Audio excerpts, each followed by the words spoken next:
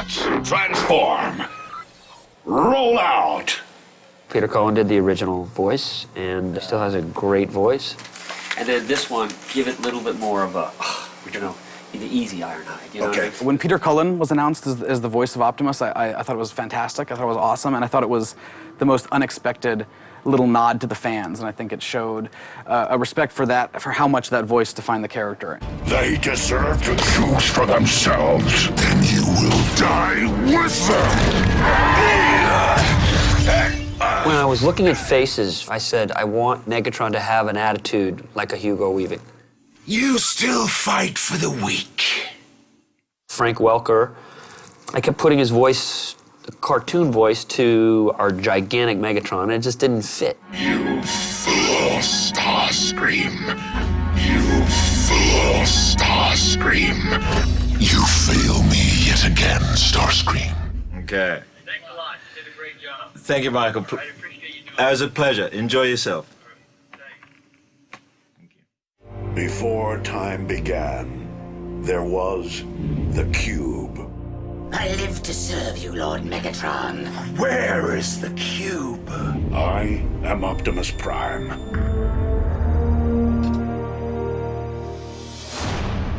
The boy's pheromone level suggests he wants to mate with the female. I just wanted to show him my cannons. This looks like a cool place to kick it.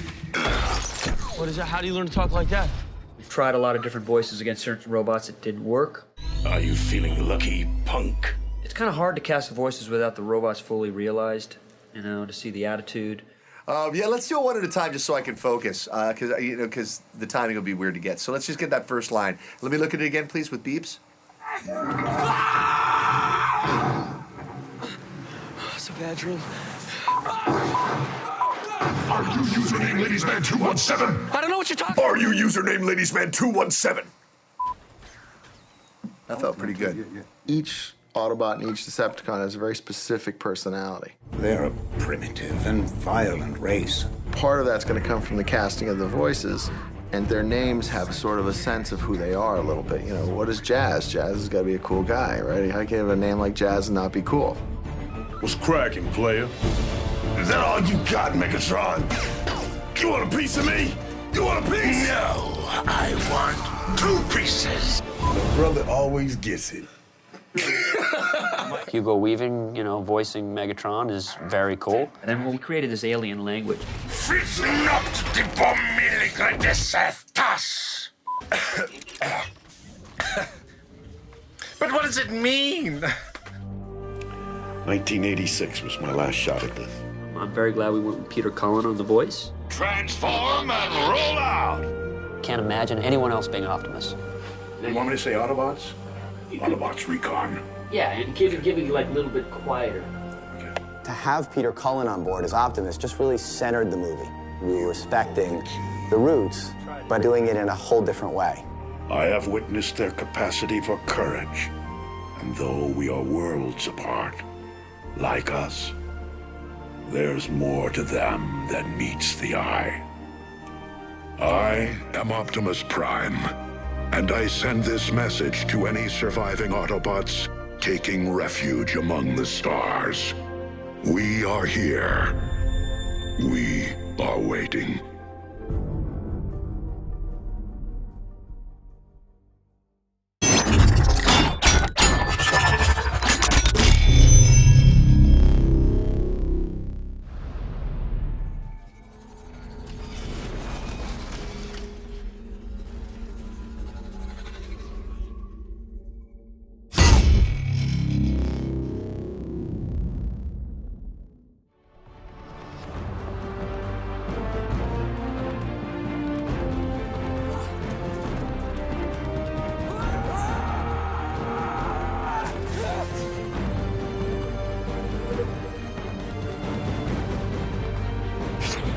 Thank you, Sam, for saving my life.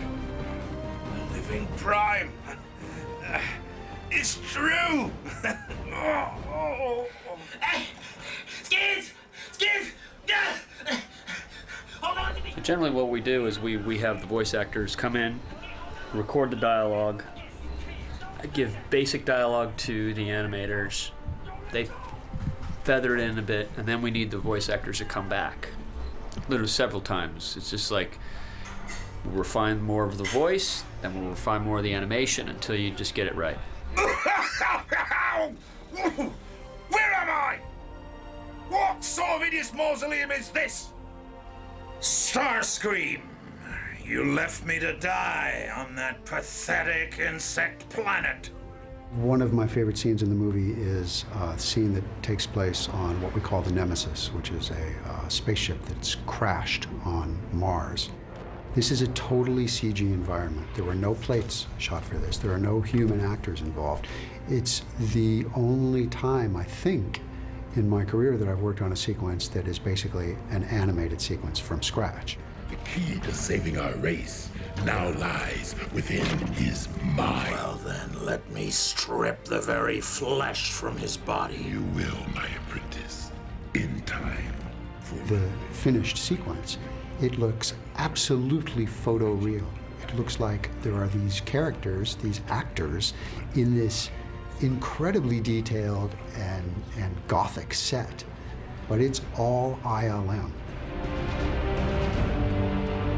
This movie is all about spectacle. Michael has taken what he's done on the first movie and he's amped it up to a degree that I think will blow people away. I am Optimus Prime, and I send this message so that our pasts will be remembered always. For in those memories, we live on.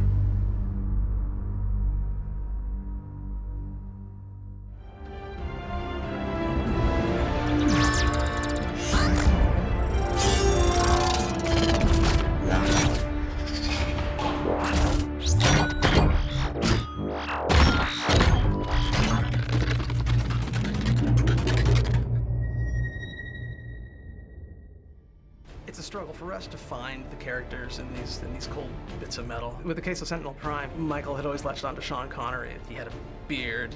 We modeled him with sort of one eyebrow lifted up like this. He was sort of meant to seem regal. He's even got like a little tassel thing kind of hanging down and the big shoulder epaulets. He's kind of this ultimate badass warrior who's also sort of an older general type. Well, Leonard Nimoy, he married Susan Bay, who was a cousin of mine. I finally got the kahunas up to email him. I said, Leonard, I'm just wondering if you would ever be interested to be a voice character in Transformers. And I've got this great role. It's a pivotal role in this movie. Would you be interested? And he's like, I'd love to. I'm glad to be back. I was on the very first movie. And it was great. With the voice sessions, what we do is we kind of get a bunch of it. Yeah. Do you know what I'm saying? And then we put it in, and then we'll come back and we'll touch up certain lines. Okay. You know what I'm saying? Yeah. So it kind of works pretty. Well, let's just attack some stuff and see what it sounds like. Okay. He sort of, gave us this great old man performance with a really gravelly voice, and he really talked. Yeah, it was great. We couldn't have been happier when we started hearing some of the voiceovers coming in for us to be able to animate to. Always the bravest of us, Optimus. But you could never make the hard decisions. Our planet will survive. It was really a lot of fun to animate to. Our animators had a great time. We watched the ADR session of Leonard Nimoy to see how he uses his mouth when he speaks. So we have those up on our monitor while we're animating Sentinel Prime character. I am no longer your teacher, Optimus. You are mine.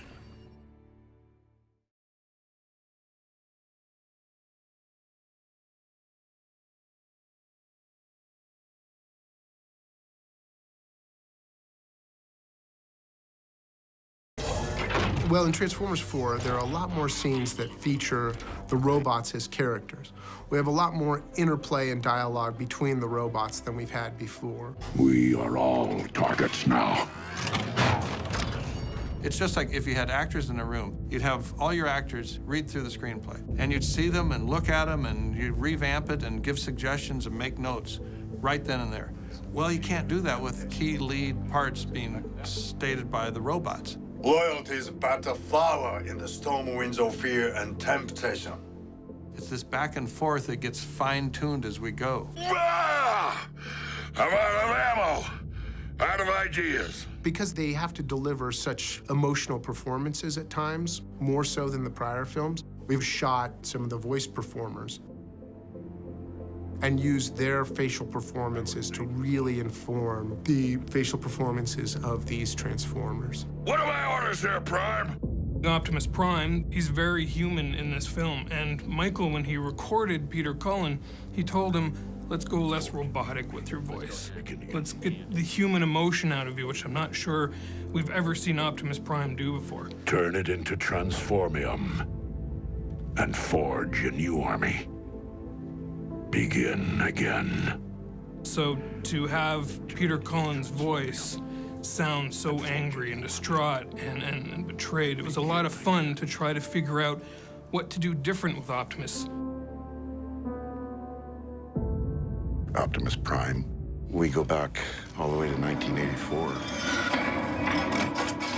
A whole bunch of shows then, and then an animated feature film in 86. Defend all they can be. The honor was bestowed upon me again after all those years, 20 years later almost, in the feature film with Michael.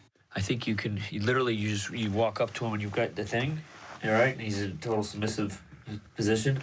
And I think it'd just be something really calm, like you defend my family. Or die. Or die. Yeah, there'll be certain scenes that will require something a little different that may, stray away from the norm, whatever. But he's a great director. He can describe that immediately, and I can take hold of it and, start digging in. You defend my family or die. Now make it a little bit like you're tired. You're a little bit beaten, tired, so you can be even a little lower, calmer. You defend my family or die. Optimus Prime is it's not a tongue-in-cheek thing. It's genuine. The teaser comes out today. It does?